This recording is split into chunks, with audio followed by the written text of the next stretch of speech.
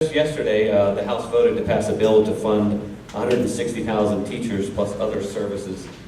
As you just referenced, the bill was partially paid for by closing a loophole that gave tax credits to companies for outsourcing jobs overseas. Did you support that vote? Why or why not? And then to Mr. Clark, would you have supported that vote? Why or why not? I did support the vote. There were a number of votes yesterday, including sending more border agents down to the border. The main bill was one that said, we have to start having some priorities here. And we did cut programs, and frankly, they were programs that a lot of Democrats liked, including some reductions in the food stamp program, because we're at the beginning of a school year, and there are 160,000 teachers out there, and we've got a lot of schools and our students in those classrooms. So we said we're not going to do new spending. We're going to make some tough choices, and that's what we've been hearing from people, to make sure that we don't sell out education. Because right now, if we're going to compete in the global economy, making sure our kids have a top-notch education is one of the most important things. We also have 1 million baby boomers retiring as teachers, and we need to be sending a signal to our best and brightest young graduates that teaching is a profession that we value. It's something to go into.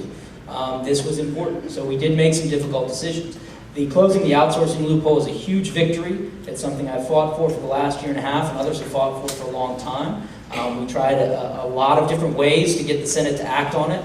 And if there's one thing I've learned in the last year and a half, it's that the Senate is a huge part of the problem. But leaving that inside baseball aside, it was good to see that after years of hype from the parties about this, those of us who were there fighting away for American workers, for American manufacturing, that we were able to do that. So I was proud to step up and say this is something that is going to actually reduce the deficit. We're making tough decisions about spending. We're closing a loophole that made no sense in the first place to reward outsourcing of American jobs, and we're doing it to save firefighters, police officers, and teachers. That was a good day.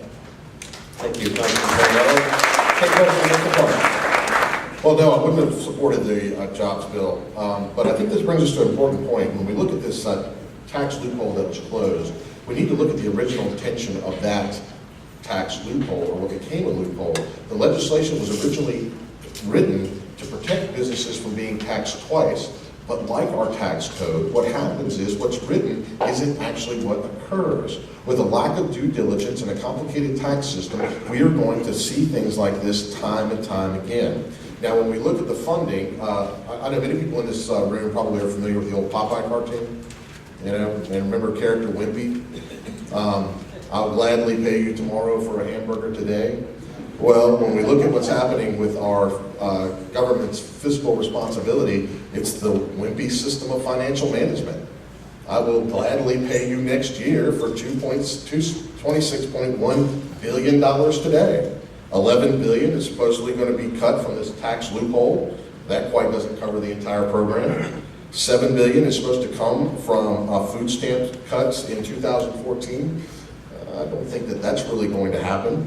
And there's other cuts. There's cuts to renewable energy programs and tax credits and things like that to justify this. This is a shell game being played by men in suits in Washington, D.C.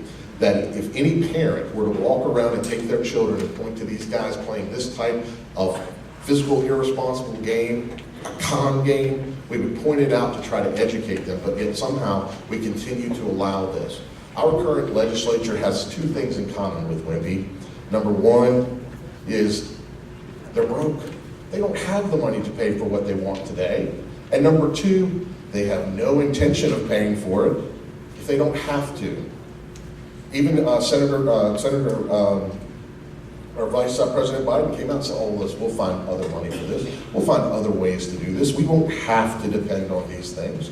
It's not a bad thing to close tax loopholes.